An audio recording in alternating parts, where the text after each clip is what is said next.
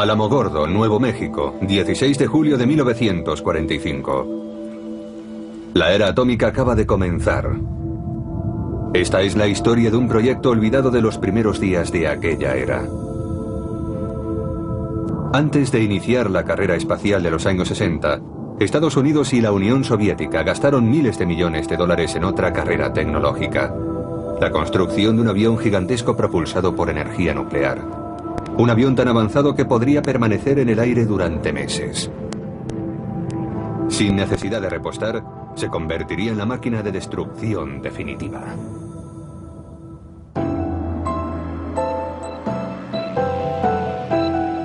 Aviones que nunca llegaron a volar. Episodio 3. El bombardero atómico. En la actualidad no se confía en la energía atómica, incluso se la teme. Pero justo después de la Segunda Guerra Mundial, las cosas eran diferentes. En Norteamérica la gente estaba cautivada por cierta manía nuclear. Se pensaba que pronto podría disponerse de una energía eléctrica tan barata que no merecería la pena poner contador. Habría coches, trenes, helicópteros y barcos propulsados por energía nuclear.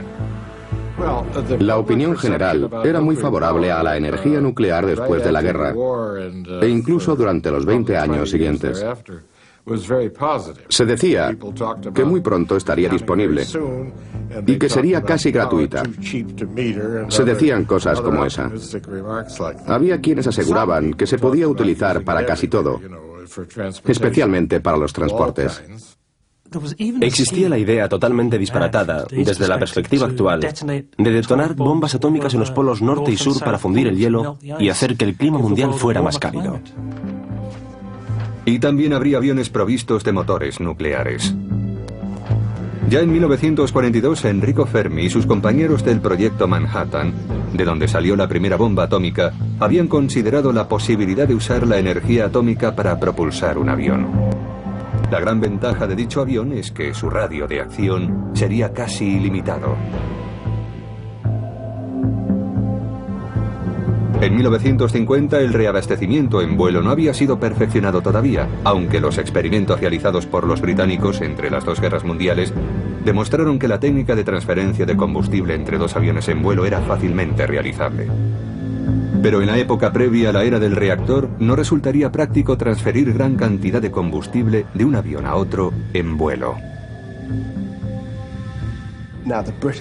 Los británicos realizaron algunos experimentos de reabastecimiento en vuelo antes de la guerra, pero comprobaron que no podían transferir grandes cantidades de combustible para aumentar el radio de acción del avión. Durante la Segunda Guerra Mundial no hubo reabastecimiento en vuelo. Los B-17 y B-24 norteamericanos que volaron sobre Alemania fueron derribados masivamente antes de que los cazas de escolta, debido a su corto radio de acción, pudieran escoltarlos. Solo cuando cazas como el Mustang estuvieron equipados con depósitos de combustible suplementarios, pudieron realizarse incursiones diurnas sobre Alemania sin sufrir grandes pérdidas. El radio de acción de los aviones fue una constante preocupación para los militares.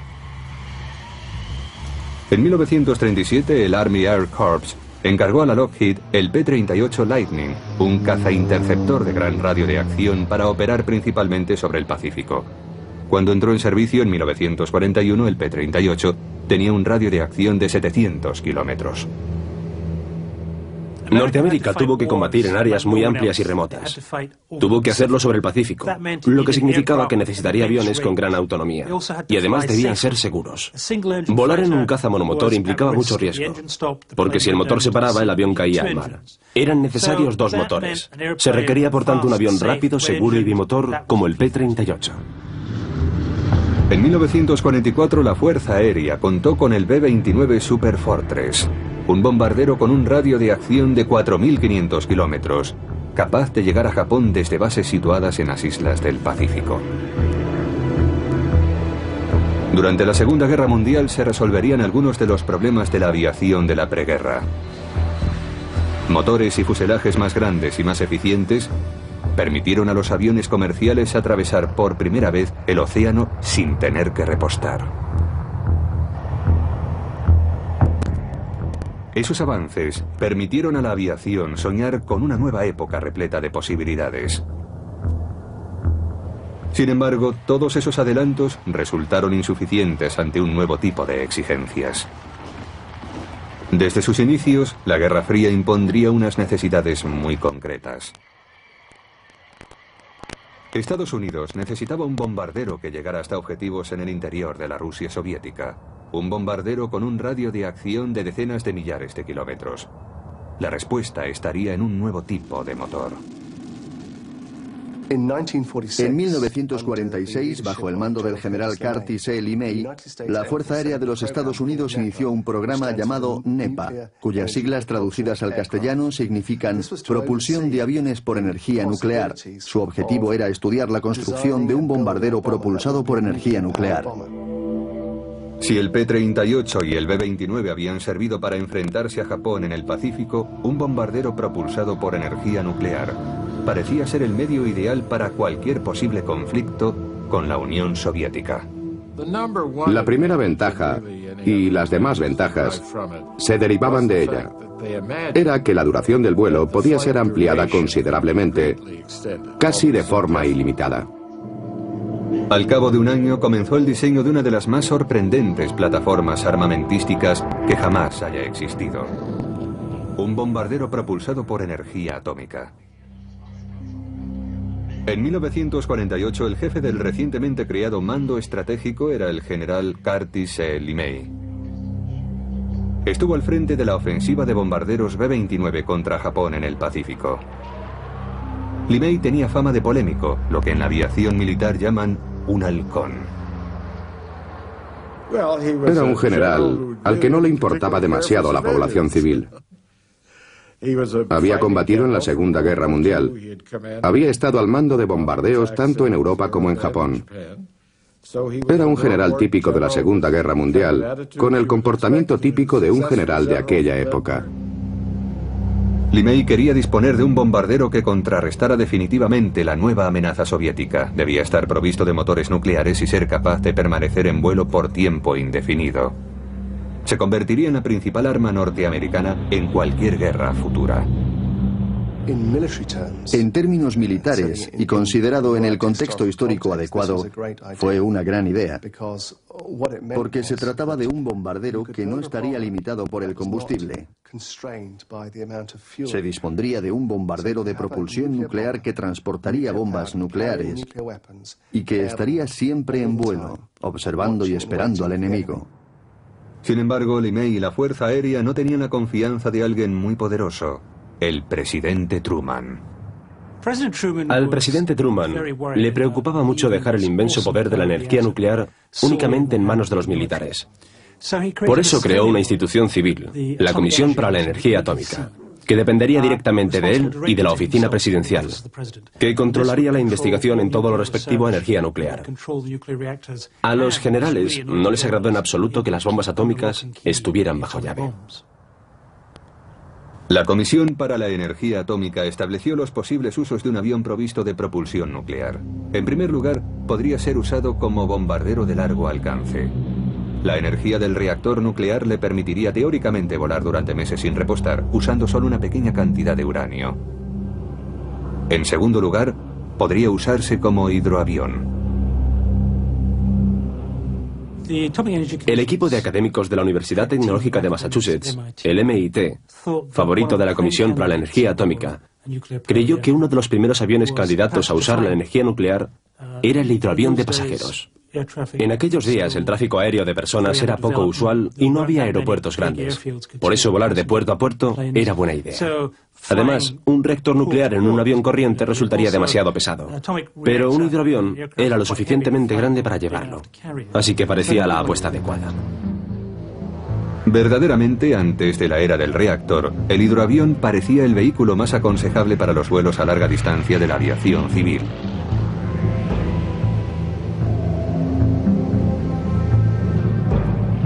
El diseño permitía llevar muchos pasajeros.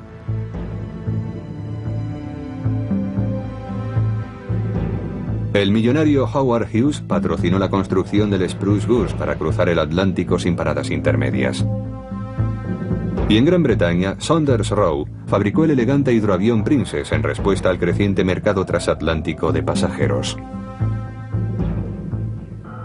Se desarrolló un sistema de atraque experimentando en Southampton para que ya no fuera necesario montarse en lanchas al subir o bajar del hidroavión. Se subiría a bordo desde un muelle. Luego se atracaba, se amarraba el hidroavión y se iba caminando hasta tierra firme. El Princess fue uno de los mayores aviones que jamás se haya construido. Era un avión con dos puentes, el superior y el inferior. Tenía bar y disponía de camarotes con dos literas. Definitivamente sería una forma lujosa, asequible para unos pocos, de cruzar el Atlántico en unas 7 horas y media. Un hidroavión propulsado por energía nuclear podía tener otros usos. La energía nuclear iba a ser empleada en la nueva generación de submarinos que permanecerían bajo el agua durante meses. Los nuevos hidroaviones con motores nucleares tendrían capacidad suficiente para darles caza. Septiembre de 1949. Un B-29 de reconocimiento recoge muestras de material radioactivo sobrevolando los cielos de la Unión Soviética. Era la prueba de que la vieja Rusia había entrado en la era nuclear. Al año siguiente, Corea del Norte invade Corea del Sur. La Guerra Fría se calienta.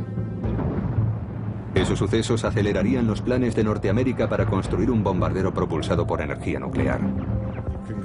El Comité Conjunto de Energía Atómica del Congreso estaba muy a favor de desarrollar un bombardero propulsado por energía nuclear. La Comisión para la Energía Atómica creó finalmente una subdivisión especial que realizaría ese trabajo dentro del Departamento de Defensa. En la Fuerza Aérea existían grandes esperanzas de que se construyera un avión nuclear. En 1951, la Comisión para la Energía Atómica encargó que se construyera el primer avión experimental propulsado por energía nuclear.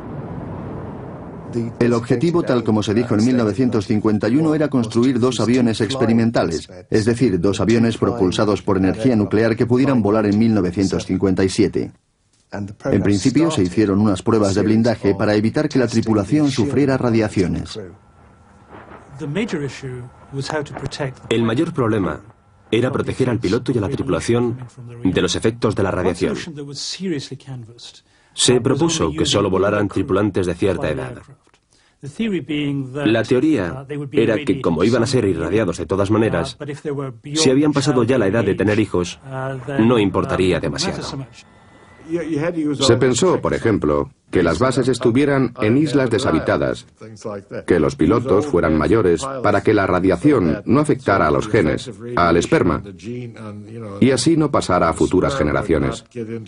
A aquellos tripulantes potenciales se les conocía como hombres NEPA.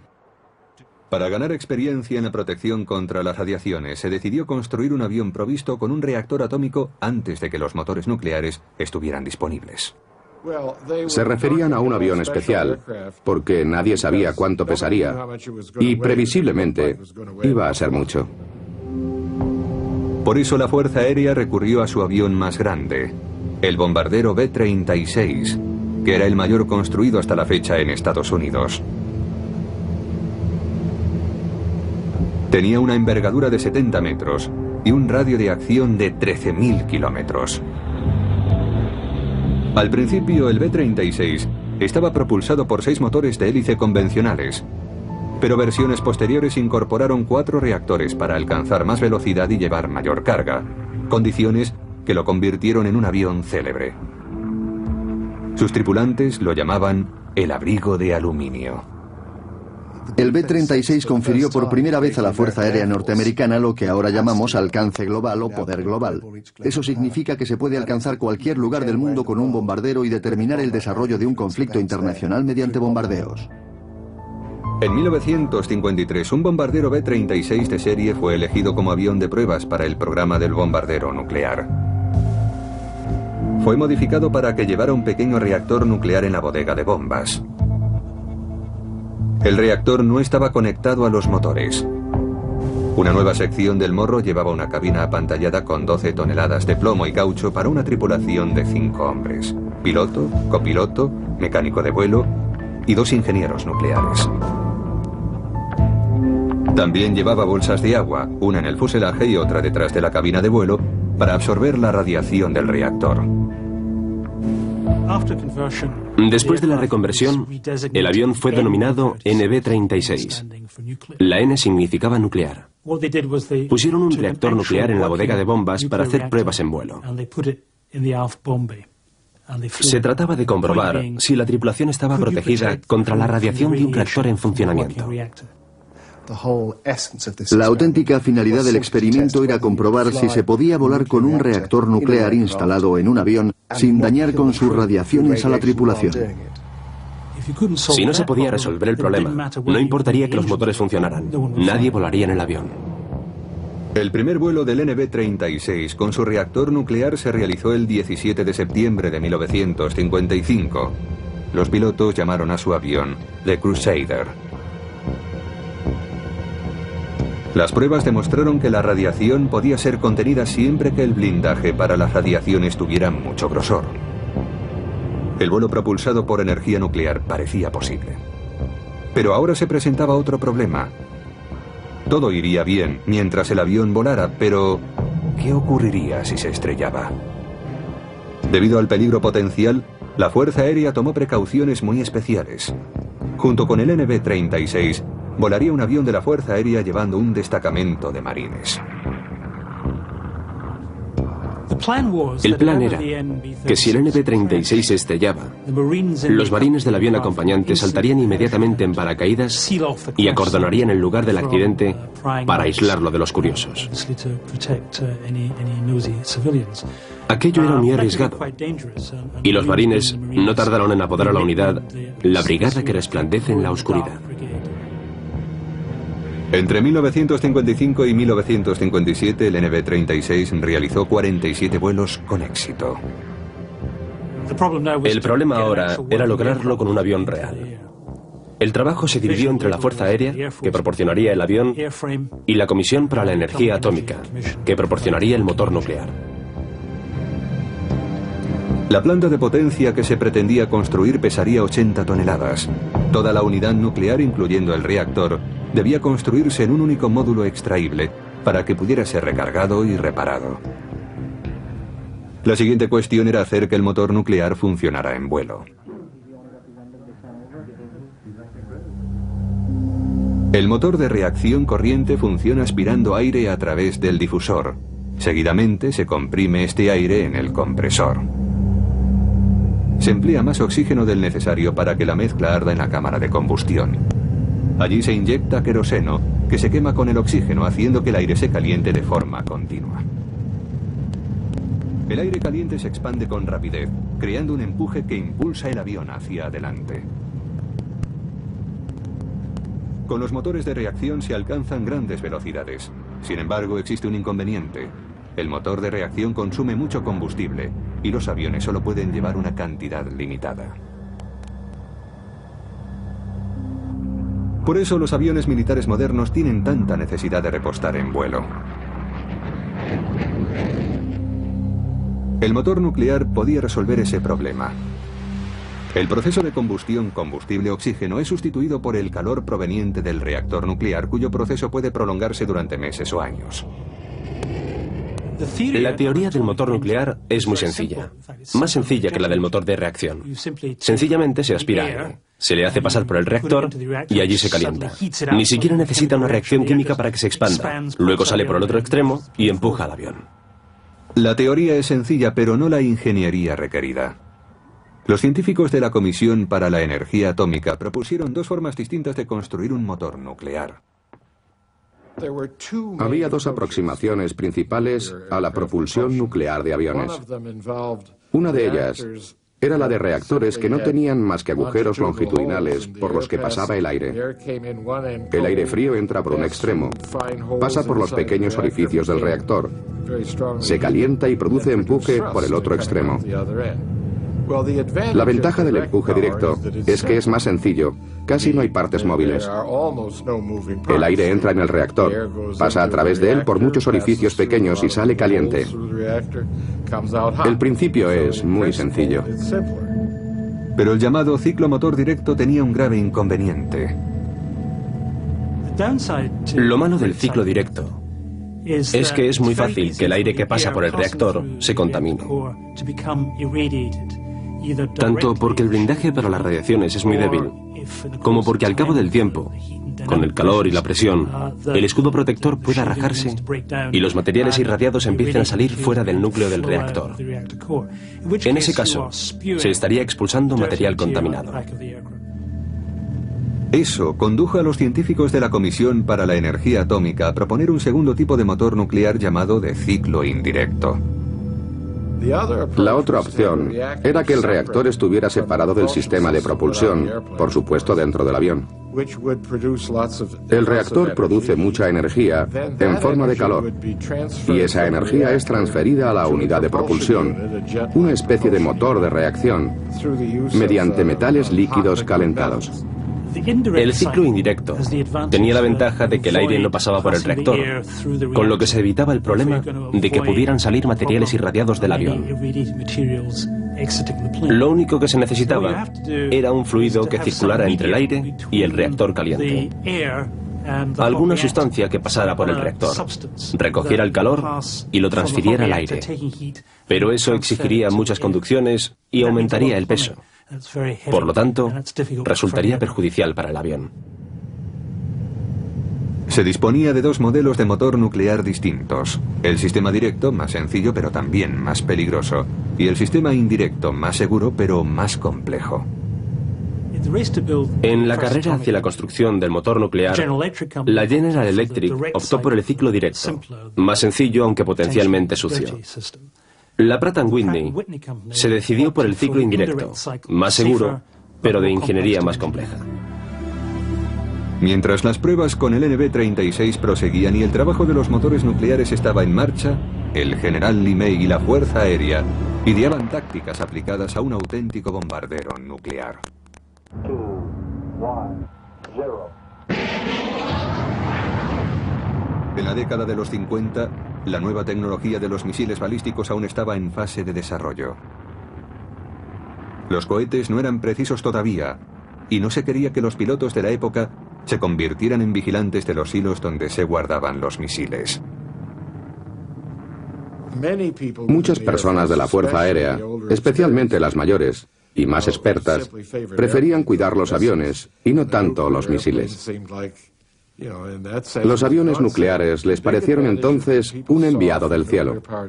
La gran ventaja que vieron en esos aviones es que podían estar indefinidamente en el aire. Eso quería decir que su alcance podría ser el que se precisara. Permanecerían constantemente en su puesto, tanto para la defensa como para la observación. El nuevo bombardero nuclear tendría una forma muy distinta a la de sus predecesores. Se llamaría WS-125. Y su diseño y construcción fueron confiados a la Convair, fabricante del B-36. La Fuerza Aérea desarrolló muchas fórmulas administrativas para la clasificación de programas. WS quiere decir sencillamente sistema de armas, y todos ellos tenían un número. El WS-125 era el avión nuclear.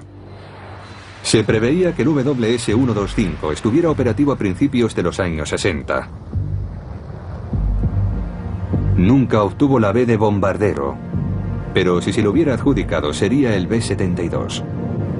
El WS-125 tendría un reactor situado en el cuerpo principal del avión y alimentaría dos motores de reacción. Llevaría bombas atómicas o misiles de crucero. La tripulación iría en una cabina frontal protegida contra las radiaciones. La misión del WS-125 sería vigilar a la Unión Soviética sobrevolando el Círculo Ártico durante días e incluso semanas. Debía estar preparado para atacar a las ciudades soviéticas. Esta flota de propulsión nuclear estaría limitada únicamente por la resistencia de sus tripulaciones. Mientras se proseguía el trabajo con los motores nucleares, el NB-36 se enfrentaba a dicho problema: la protección de sus tripulantes contra la radiación. El escudo de plomo que se utilizaba habitualmente en las centrales nucleares era demasiado pesado instalarlo en el avión, viaría muy lento y sería vulnerable al ataque de los cazas enemigos. La respuesta fue un blindaje distribuido o blindaje sombra. En lugar de poner el blindaje en un solo lugar, se podía poner parte de él alrededor del reactor y otra parte alrededor de la tripulación. En un reactor terrestre, simplemente se rodea el reactor con plomo, y eso basta para detener las diversas partículas nucleares que salen despedidas. No se puede hacer lo mismo en un avión, porque el blindaje debe tener muy poco peso. Por eso, decidieron clasificar las partículas atómicas que se escapaban del reactor para detenerlas de diferentes maneras. Debían utilizar una protección liviana que las contuviera por medio de diferentes tipos de blindajes repartidos por el avión. Mantener el peso del avión dentro de unos límites de maniobrabilidad se convirtió en el problema principal del proyecto. Los expertos continuaron trabajando en el problema clave, que era limitar el peso, y lo hicieron de dos maneras. Una fue mediante el blindaje compartido contra las radiaciones, para lo que hacían pruebas con materiales diferentes buscando conseguir un mejor rendimiento. Y la segunda fue tratando de reducir el tamaño del reactor. El problema era que para mantener la misma potencia había que aumentar la temperatura y que así el motor más pequeño ofreciera el mismo rendimiento. Pero el progreso en todos los frentes, motor, blindaje para las radiaciones y reactor, era lento. Además, el bombardero nuclear tenía ahora un rival. La Marina norteamericana, siempre celosa de la Fuerza Aérea, había iniciado su propio programa de avión propulsado por energía nuclear. Lo que hizo la Marina fue retomar la idea que proponía el equipo del MIT en los años 40, hidroaviones atómicos, y se decidió por ello, lo que habría sido una buena idea. Si la Fuerza Aérea planeaba poner un reactor nuclear en un aparato, era raro que a nadie de la Marina se le ocurriera ponerlo en un aparato diferente. La Marina quería una versión nuclear del Martin Seamaster, el primer hidroavión de reacción del mundo. Pero para superar a su rival de la Fuerza Aérea, la Marina requirió la ayuda de los británicos. Ellos ya habían construido un hidroavión gigante, capaz de soportar el peso de un reactor nuclear. Se trataba del Saunders Roe Princess. La Marina norteamericana pidió a la Saunders Roe que le facilitara unos planos para incorporar un reactor nuclear al hidroavión Princess. Creo recordar que nos pagaron unos $50.000 para que hiciéramos el trabajo y por supuesto lo hicimos. Entregamos no solo los planos, sino un modelo del propio avión. Dick Stratton se encargó de realizar las pruebas en vuelo del Princess. Lo principal era instalar un reactor nuclear en el puente superior para que alimentara con gases calientes a los motores interiores. El avión despegaría con combustible para turbinas y cuando estuviera en vuelo cambiaríamos de motores. Usaríamos las grandes turbinas nucleares que estaban más cerca del fuselaje. Por supuesto, podría permanecer en vuelo todo el tiempo que se quisiera. Pero la Marina norteamericana abandonó muy pronto los hidroaviones nucleares por otro sistema de armas nuclear, el submarino atómico. La gran ventaja del submarino propulsado por energía nuclear es que podía utilizar un blindaje de plomo contra las radiaciones, pues el peso no suponía un problema. Y por lo tanto podría llevar un reactor mucho mayor y proteger además a la tripulación. Igual que el bombardero atómico podría patrullar indefinidamente. El submarino lo haría sumergido, incluso frente a las costas americanas, dispuesto a disparar sus misiles, o bien podría estar en las costas de Rusia o en cualquier parte del mundo armado con misiles de menor alcance. Sería una forma de disuasión móvil y segura. Los dos proyectos, el avión nuclear de la Fuerza Aérea y el submarino atómico de la Marina, se convirtieron en auténticos rivales. Una de las motivaciones de la Fuerza Aérea para construir un avión nuclear es que la Marina tenía un submarino atómico. Y claro, no se iban a quedar atrás en cuanto a la propulsión atómica. Pero la realidad era que el programa del bombardero nuclear no avanzaba. En 1956 hubo buenas y malas noticias para el proyecto de propulsión nuclear. La General Electric consiguió por fin hacer funcionar un prototipo de motor nuclear de reacción. Pero la mala noticia fue que el empuje que producía ni siquiera podía levantarlo del suelo. La Fuerza Aérea y la General Electric se dispusieron a buscar más dinero para el programa del bombardero atómico, pero toparon con un obstáculo inesperado: el presidente Eisenhower. El presidente Eisenhower, como militar, se mostraba receloso con las industrias militares.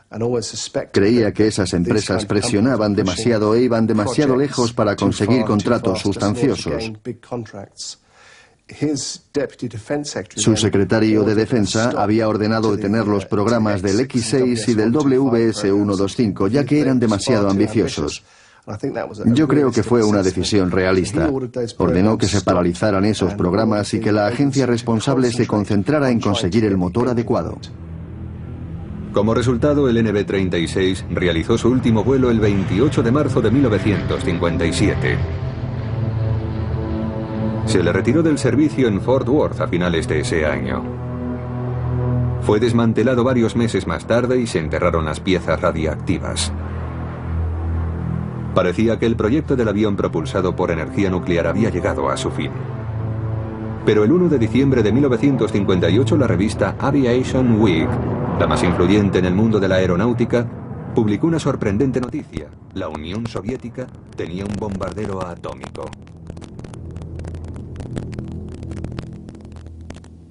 Tenían una imagen del avión. Era una recreación gráfica de un avión propulsado por energía nuclear. Un cuatrimotor de ala en delta, un bombardero nuclear del que se decía que había sobrevolado Moscú y del que había también otras referencias de diversas fuentes. Lo interesante es que en el artículo se decía que no era un prototipo para un reactor nuclear, sino que era un bombardero nuclear auténtico, lo que hizo temblar a los americanos. Norteamérica ya estaba sobresaltada por la noticia de que los soviéticos habían puesto su primer satélite en órbita, el Sputnik. Parecía que llevaban la delantera en cuestión tecnológica. La noticia del Sputnik cayó como una bomba en Estados Unidos. Era un éxito tecnológico de esos retrógrados rusos comunistas. Lo que la gente pensaba entonces era: algo malo pasa en América. Y quien hace que el país vaya mal es gente como Eisenhower, que no tiene la suficiente imaginación para enfrentarse a las grandes ideas. Y eso tiene que acabar. Por este motivo, se presionó terriblemente al gobierno para que promocionara proyectos que respondieran al Sputnik. Había que lograrlo de cualquier modo. Uno de esos modos era retomando el proyecto de avión propulsado por energía nuclear. La Fuerza Aérea y algunos políticos lanzaron una campaña para reactivar el WS-125. Se desataron auténticas pasiones en favor del avión nuclear. Y un demócrata de Pensilvania llamado Dan Flood publicó un artículo en Aviation Week que venía a decir: os habéis dormido otra vez frente al botón. Melvin Price, presidente del Subcomité de Energía Atómica del Congreso, dijo que los rusos estaban de 3 a 5 años por delante de los americanos en cuanto a propulsión nuclear de aviones, y pidió que se hiciera algo para acortar la distancia y ponerse a la misma altura. Recuerdo una reunión secreta que mantuvimos con un comité del Senado encargado de asuntos militares. En referencia al famoso artículo de Aviation Week, nos dijeron: ¿por qué no hacéis algo al respecto? ¿No os dais cuenta de la importancia que tiene? Pero yo sabía lo suficiente acerca de la tecnología soviética para tomar la noticia en serio. Sabía que era una meta muy difícil de alcanzar. Nosotros no pudimos, y por supuesto, ellos tampoco. La Unión Soviética llevaba trabajando muchos años en varios proyectos de aviones nucleares. Fue un proyecto descabellado que desarrollaron a principios de los años 50. Se trataba de un hidroavión que pesaba 1000 toneladas. El verdadero objetivo de los soviéticos era mantenerse a la altura de los americanos y construir su propia versión de un bombardero propulsado por energía nuclear. Los soviéticos ya disponían de un bombardero con un amplio radio de acción. En Occidente fue conocido con el nombre en código de la OTAN, Bear. Pero el Bear era demasiado lento para esquivar las defensas norteamericanas, equipadas con nuevos misiles e interceptores. Además, parecía que la Unión Soviética estaba desarrollando un bombardero nuclear como alternativa. Se llamó M-50. La OTAN lo llamó Bounder. ¿Aventajarían los soviéticos a los norteamericanos en el campo de los aviones nucleares? Los investigadores soviéticos en esta materia estaban a la par que los americanos.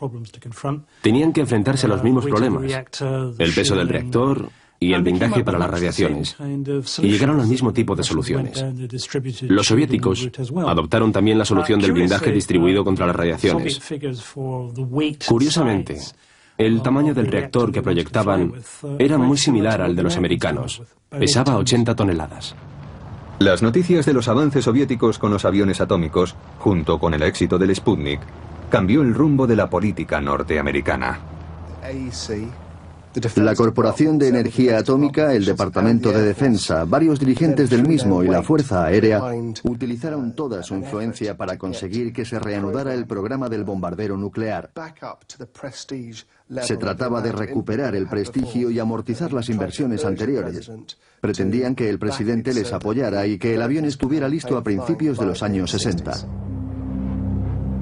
El presidente Eisenhower asignó más presupuesto al proyecto, pero seguía mostrándose receloso y puso el programa en manos de alguien en quien podía confiar. En aquel tiempo yo tenía bastantes dudas acerca del proyecto. Su objetivo era razonable, o sea, un avión que volara indefinidamente. Pero las dudas surgían por tres motivos diferentes. Los tres muy relacionados entre sí. Uno es que los aviones se estrellan, y la idea de volar con un reactor que podría estrellarse en cualquier parte no es algo aceptable. El segundo se refiere al motor de ciclo directo, de calor directo. Era inevitable que expulsara elementos radioactivos por la cola. Y el tercero eran los pilotos. La cuestión del blindaje para las radiaciones era muy seria. Herb York era un gran científico y sabía que no se habían resuelto los cuatro grandes problemas. No habían desarrollado un motor con el suficiente empuje para que el avión despegara. No habían resuelto la cuestión del blindaje contra las radiaciones. El motor de ciclo directo era todavía demasiado sucio y la tecnología de ciclo indirecto estaba sencillamente poco avanzada. Apoyado por Eisenhower, York aportó nuevas ideas al proyecto. Canceló algunos avances en la estructura por considerarlos prematuros. El trabajo se concentró en conseguir un motor funcional a toda prueba. Finalmente se lograron progresos. General Electric tuvo éxito en varios experimentos usando el ciclo directo. El motor llegó a funcionar con eficacia mediante energía nuclear. La General Electric pudo conseguir finalmente que el motor de ciclo directo funcionara con normalidad. Aunque el concepto quedó demostrado, el caso es que todavía no habían resuelto el problema del peso. El avión no lograba despegar. Mientras General Electric trabajaba en el motor atómico de ciclo directo, Pratt & Whitney seguía trabajando en el de ciclo indirecto. El Dr. York creía que el motor de ciclo indirecto ofrecía mayores garantías para evitar las peligrosas fugas radioactivas. Incluso con todo este esfuerzo de investigación en busca de un motor, hasta 1959 el progreso real había sido muy lento y no se tenía todavía un prototipo funcional. En 1960 el panorama político cambió de nuevo. Kennedy fue elegido presidente de los Estados Unidos, venciendo al que fuera vicepresidente de Eisenhower, Richard Nixon. Kennedy había acusado a la administración republicana de Eisenhower de permitir que la Unión Soviética adelantara a Norteamérica en el campo tecnológico y militar. ¿Reanudaría Kennedy el proyecto del WS-125? Durante la campaña por la presidencia, Kennedy acusó a Eisenhower de permitir que América fuera por detrás de Rusia en el campo militar. Acusó a Eisenhower de lo que denominó el lapso de los misiles. Rusia disponía de más misiles que América y con los bombarderos había también otro lapso similar. Pero al acceder a su nuevo cargo, Kennedy descubrió otro secreto de Eisenhower. Durante los últimos meses de su legislatura, había declarado confidenciales las noticias acerca de los avances militares soviéticos. El nuevo avión espía U-2 y los primeros satélites de reconocimiento norteamericanos habían descubierto el estado real de las fuerzas soviéticas. Cuando Kennedy llegó a la Casa Blanca, sufrió un verdadero shock. No existía tal lapso de bombarderos. Más bien parecía que la Unión Soviética no disponía de ningún bombardero operativo, no existía el lapso de los misiles, y lo que es peor, parece que no tenían ningún bombardero propulsado por energía nuclear. Es posible que nunca existiera. La noticia lanzada por Aviation Week acerca del avión soviético propulsado por energía nuclear había sido una farsa. Nunca existió un bombardero nuclear. Existió el Bounder, aunque solo construyeron un ejemplar. Pero el M-50 Bounder estaba propulsado por motores de reacción normales y no era un avión muy eficiente. Al saberlo, se canceló el proyecto del bombardero nuclear americano y también cualquier posibilidad de resucitar el WS-125. Todo lo que quedó cuando llegó a la presidencia fue la investigación y el desarrollo del motor indirecto, el de metal líquido. Ya no se volvió a hablar del avión. Cuando Kennedy llegó a presidente, canceló el 95% del programa. El proyecto del bombardero atómico fue finalmente cancelado en marzo de 1961, solo un mes después de que Kennedy entrara en la Casa Blanca. Lo sorprendente es que justo cuando Kennedy canceló el programa del MIT, se estaban consiguiendo avances en lo referente a los materiales de reactor. Dichos avances permitían luego la construcción de motores ligeros que serían utilizados en los vuelos espaciales. Hoy en día, si se quisiera construir un motor nuclear para un avión, probablemente se conseguiría, dada la tecnología de que se dispone. El avión nuclear fue superado por los acontecimientos. Los submarinos nucleares Polaris de la Marina entraron en servicio y Estados Unidos dispuso de misiles balísticos con amplio radio de acción y gran precisión. El bombardero tripulado, independientemente de su planta de potencia, se había hecho vulnerable a los misiles antiaéreos. El sueño americano del vuelo nuclear había fracasado. Pero la historia del bombardero propulsado por energía nuclear tenía todavía un secreto que revelar. El mayor de todos. A principios de los años 90 se supo que la Unión Soviética construyó un avión propulsado por energía nuclear que voló en el año 61. Todo Occidente se quedó perplejo cuando cayó el telón de acero.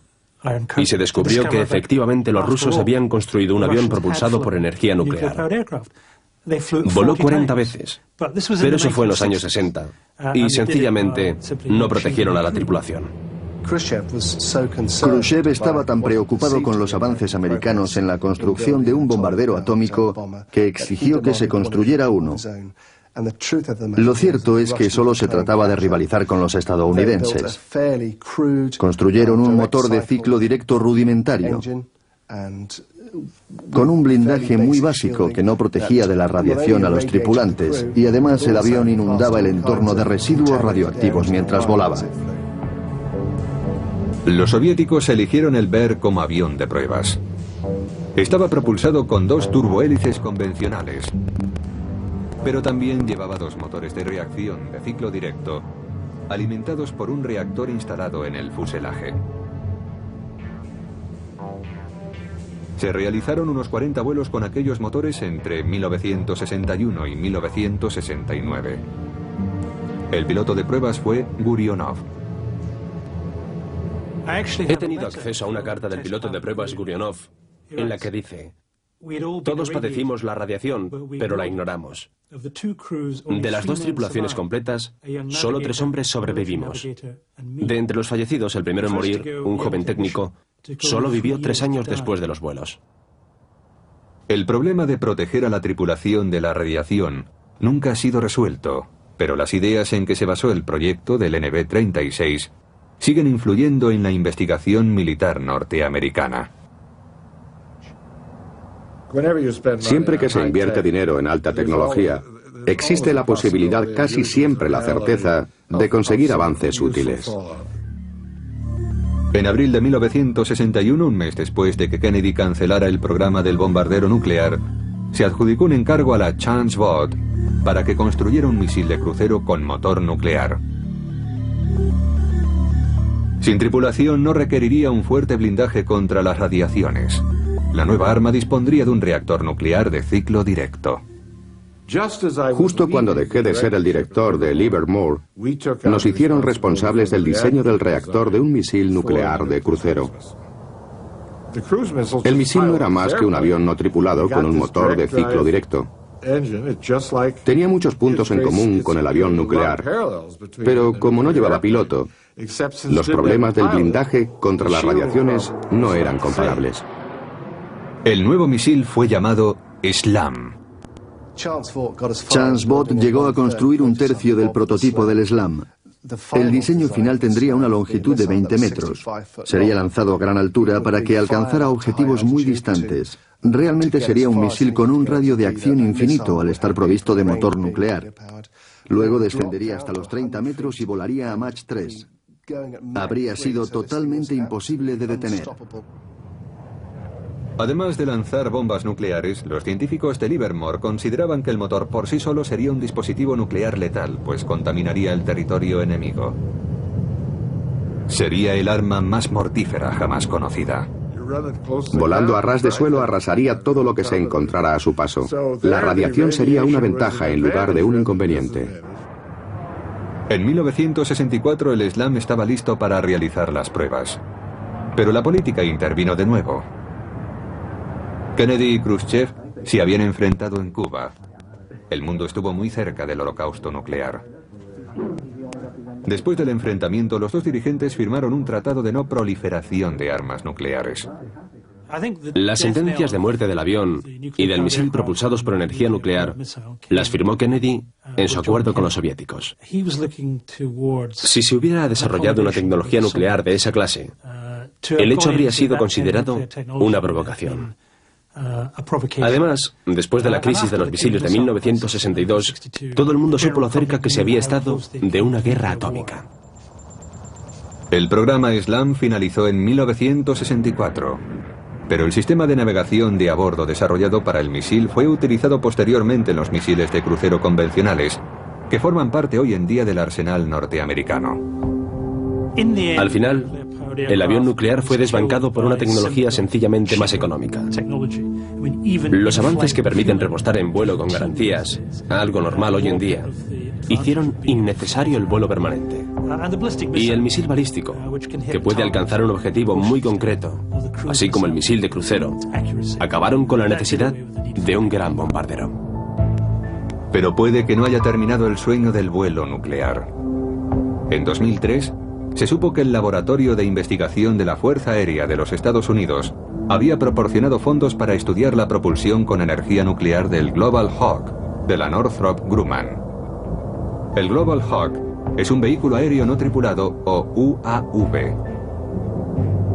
Su principal misión es la de reconocimiento a gran altura y a gran distancia. Está diseñado para volar desde los Estados Unidos hasta cualquier lugar conflictivo del planeta, sobrevolándolo durante varios días para obtener y enviar datos al respecto. Actualmente se pretende que el Global Hawk pueda volar durante varios meses seguidos. ¿Ha madurado por fin la tecnología que inspiró el NB-36? ¿Podrán los vehículos no tripulados permanecer durante meses o años en el cielo?